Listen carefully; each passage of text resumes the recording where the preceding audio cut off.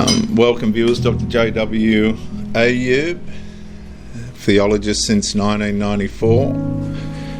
The life of Muhammad and the verified revelation structure of the people of the book, episode 27, the fear of being seen inside the Islamic ideology. A face reveals too much. A pause lasts too long. A question lands in the room and someone notices. In the previous episode, Allegiance inside the developing Islamic ideological authority structure, it began requiring visible truth from the Muslims. Now in this episode, the pressure turns inward again. The fear of being seen as a Muslim. Because once loyalty must be demonstrated, uncertainty can no longer remain emotionally private. It becomes visible risk. And the Muslim listener begins learning that doubt is not only something to manage internally, it is something to hide externally. A delayed response, a lowered voice, a careful expression, a forced agreement. The atmosphere trains performance before the mind fully names the fear. For the Muslim, at first, the fear appears small. Do I look uncertain? Did my silence expose me? Did my hesitation reveal too much? Will they notice that I'm still examining the reality of this Islamic ideology against the revelation of the people of the book? And I'm not sure. And that mechanism becomes powerful because public identity now depends on controlled appearance. And the Muslim inside the Islamic authority structure begins managing facial expression, tone, response timing, visible certainty, and emotional alignment, not because truth has been settled, but because exposure has become costly. The pressure deepens there for the Muslim. A question is asked. The room waits. Neutrality feels dangerous. Silence feels suspicious. Honesty and honest uncertainty feels like social disobedience. And eventually the Muslim adherent learns something painful, very, very painful. Inside loyalty governed structures like Islam, being seen can feel more dangerous than being wrong. The Qur'anic submission structure repeatedly reinforces obedience boundaries around Allah and the Messenger, Muhammad.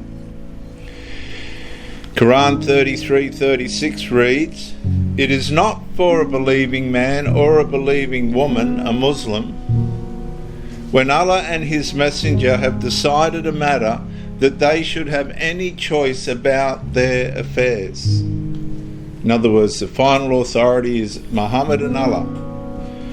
And that reinforcement matters enormously because once obedience is framed as settled duty, visible uncertainty can begin feeling like rebellion before examination against the Islamic ideology is fully concluded. So what we've got is Muslims within the ideology that are struggling as to whether it's authentic or not. Because even the Islamic ideology knows that the true authentic religion was based on the people of the book and their scriptures and Christ. And Islam's used that to get started and then broken away. So the atmosphere shifts for the Muslim. Confidence becomes protection. You've got to look confident in it, even if you've got doubts. Performance becomes safety because everyone's watching. Agreement becomes cover. And doubt goes underground. All doubt can't be seen. The one tied to the Islamic allegiance structure begins carrying a burden the collective rarely sees clearly. Fear of being spiritually exposed before the group if there's doubt. And that is not a simple reverence. That is behavioural governance operating through visibility pressure. In other words, you've got to look like you're in. You've got to look like you're in the ideology, or we're going to get you. Because they shoot each other and everything. The Muslims, they kill each other, and all over in the Middle East. The prophetic moral witness among the people of the book applies a completely other standard. Say that again. The prophetic moral witness carried among the people of the book, that's the Jews and the Christians, applies another standard.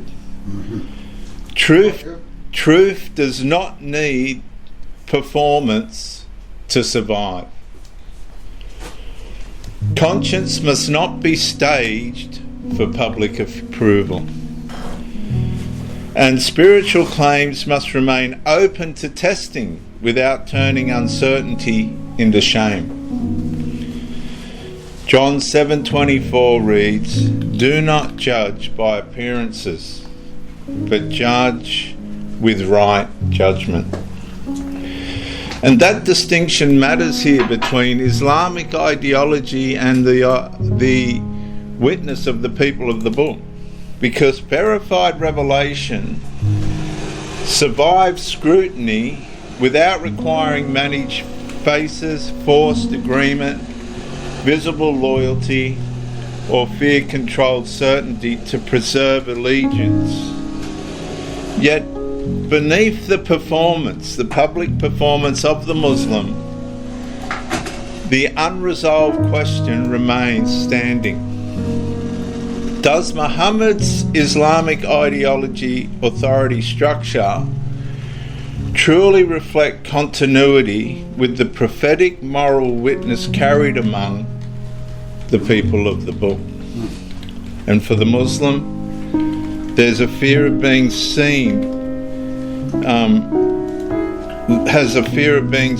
become another mechanism protecting the expanding submission-based structure from honest examination. In other words, there's a part of the Muslims that want to get to the bottom of Islam, but they never will because they're not allowed to. So it won't ever be exposed? Not within it. Yeah, right. Go on.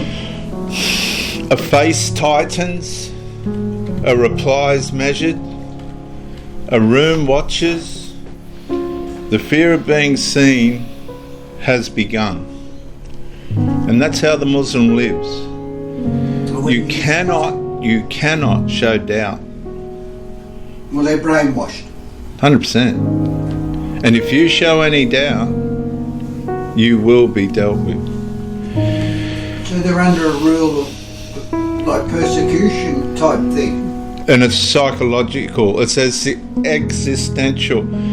I'm Dr. JWAU. I'm going to ask you to like, subscribe, press the bell, comment to educate me, share to help somebody else.